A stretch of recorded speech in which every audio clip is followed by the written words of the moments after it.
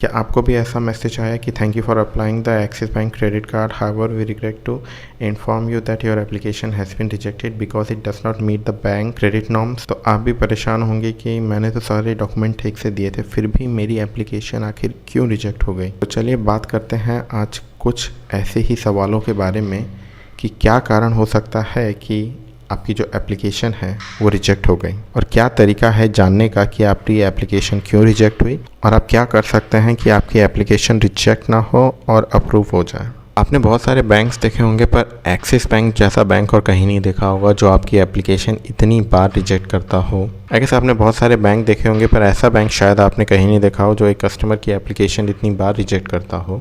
कितने कस्टमर्स ने तो 6, 7, 8 बार भी अप्लाई किया है, फिर भी उनका हर बार एप्लीकेशन रिजेक्ट हुआ है। आई गेस सारे बैंक्स में नॉर्मली 3 ही ऑप्शन होते हैं कि पहला जो होता है कि वो डिसाइड नहीं कर पाते कि वेदर अप्रूव करना है कि नहीं। दूसरा जो है उसमें वो कहते हैं हाँ चलो अप्रूव कर देते हैं, और जो तीसरा होता है वो होता है रिजेक्ट, कि नहीं भाई हमें ये एप्लीकेशन में थोड़ा प्रॉब्लम लग रहा है, हम इसे रिजेक्ट कर देते हैं। सारे बैंकों में 1 जो होता है वो हमेशा डिफ़ॉल्ट ऑप्शन होता है कि उन्होंने डिसाइड नहीं किया, अभी उनको थोड़ा टाइम चाहिए इसके ऊपर सोच के इसे अप्रूव करें या रिजेक्ट करें। बट एक्सिस बैंक के साथ प्रॉब्लम ये है कि उनका जो डिफ़ॉल्ट सेक्शन है वो हमेशा रिजेक्ट पे ही रहता है। मुझे तो कभी कभी ऐसा लगता है कि एक्सिस बैंक को अपने पोटेंशियल कस्टमर्स को टॉर्चर करने में बहुत मज़ा आता है। ऐसे कस्टमर जिनको डिफ़ॉल्ट नहीं करना चाहते, जो कि ऑनलाइन पेमेंट हमेशा ठीक टाइम से करेंगे पर उनको क्रेडिट कार्ड नहीं मिल पाता। आई गेस वही चीज़ है कि जिनको चाहिए उनको नहीं मिलता, और जिनको नहीं चाहिए जो डिफ़ॉल्टर होता है उनको आसानी से मिल जाता है। आई गेस इसी के वजह से इसीलिए जितने भी नए एप्लीकेशन वो लेता है उसमें से मोस्ट ऑफ देम को वो रिजेक्ट ही कर देता है। जिनका वो देखता है कि उन्होंने 3-4 साल से या 5 साल 6 साल से जिनका क्रेडिट हिस्ट्री है, उन एक्सपीरियंस लोगों को वो मेरे ख्याल से थोड़ा अच्छे से दे देता है या उनके साथ जाना ज़्यादा पसंद करता है, रेदर देन जिनका सिविल स्कोर सिर्फ 1-2 साल पहले या 3 साल पहले ही जनरेट हुआ हो।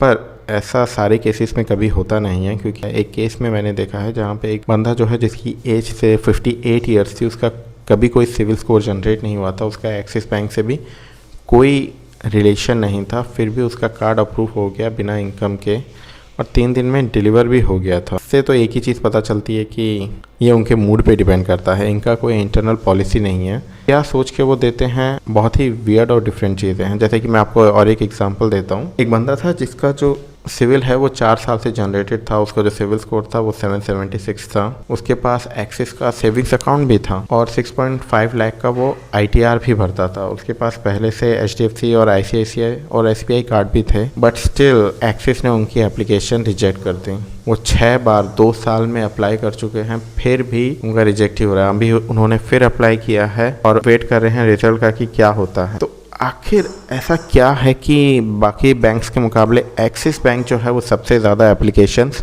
रिजेक्ट करता है? मेरे ख्याल से सबसे पहले जो फ्रेशर्स इसे अप्लाई कर रहे हैं, जो नॉर्मल लोग अप्लाई कर रहे हैं, आई गेस अगर आपके पास पहले से कोई कार्ड नहीं है तो मैं आपको पहले यही कहूँगा कि आप अपना क्रेडिट हिस्ट्री पहले बना लें, एक सिक्योर कार्ड ले लें, थोड़ा ज़्यादा लिमिट का, आई गेस 20,000 या 30,000 का ले लें, उसके बाद इस कार्ड को अप्लाई करें। यस, बहुत सारे केसेस में ऐसा होता है कि अगर आपके पास कोई क्रेडिट हिस्ट्री नहीं है फिर भी आपको कार्ड मिल जाता है, पर वो बहुत लकी लोगों को मिलता है। और मैं हमेशा कहता हूँ कि आप कभी मत सोचो कि आप लकी हो, आप सोचो हमेशा कि आप सबसे अनलकी पर्सन हो, तो इसीलिए आपको डबल मेहनत करनी पड़ेगी। तो मैं हमेशा आपसे कहूँगा कि अगर आप FD के अगेंस्ट एक कार्ड ले रहे हैं तो 20,000 तक का तो लिमिट आप उसमें रखिए, उसे यूज़ कीजिए और उसके 1 साल एटलीस्ट यूज़ कीजिए, और उसके बाद कोई भी जो नेक्स्ट क्रेडिट कार्ड है उसको आप अप्लाई कीजिए। प्रॉब्लम एक्सिस के साथ ये भी है कि अगर आपका एप्लीकेशन रिजेक्ट हो गया, आप बैंक से पूछते हो कि भाई मेरा एप्लीकेशन क्यों रिजेक्ट हुआ, वो लोग बस कह देंगे it was decline due to the bank internal policy. I mean हो सकता है, बट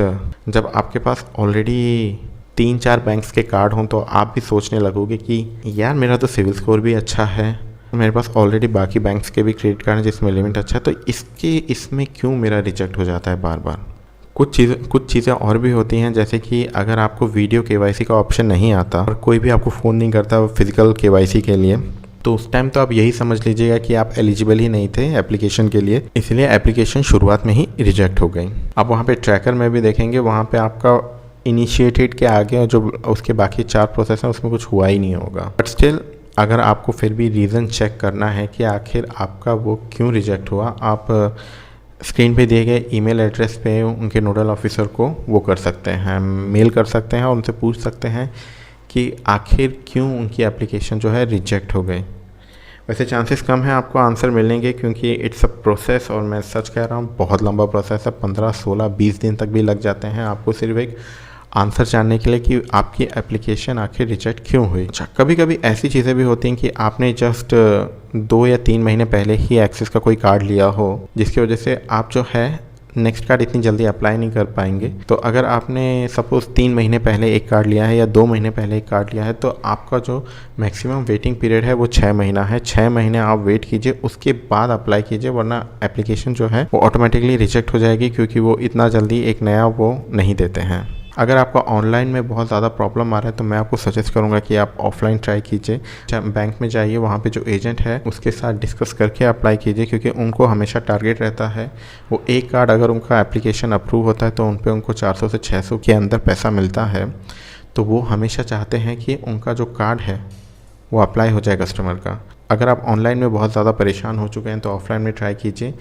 ऑफलाइन में चांसेस जो है वो बहुत ज़्यादा बढ़ जाते हैं, क्योंकि वही आपका बायोमेट्रिक्स ले रहे होते हैं। तो फिज़िकल KYC होना एक और बहुत नेक्स्ट टू इम्पॉसिबल वाली चीज़ ही है।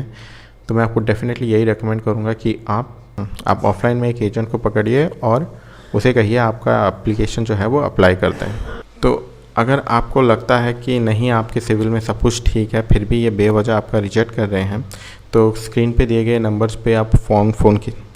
तो अगर आपको फिर भी लगता है कि नहीं, आपको जानना है कि आखिर क्यों आपकी जो एप्लीकेशन है वो रिजेक्ट हुई है, आप स्क्रीन पे दिए गए फ़ोन नंबर पे आप फ़ोन कर सकते हैं। अगर आप थोड़ा पोलाइटली बात करें तो वो आपका जो कॉल है वो उनकी कंसर्न टीम को भी ट्रांसफ़र कर सकते हैं, और जो उनका सीनियर एग्जीक्यूटिव होगा उनसे बात आपकी करा सकते हैं। तो वो आपको रीज़न बता सकते हैं कि आखिर आपकी एप्लीकेशन क्यों रिजेक्ट हुई है। और अगर आप फ़ोन करते हैं तो सुबह 8 से शाम के 7 बजे तक का ही टाइम है, तो वो आपको ज़्यादा बता सकते हैं।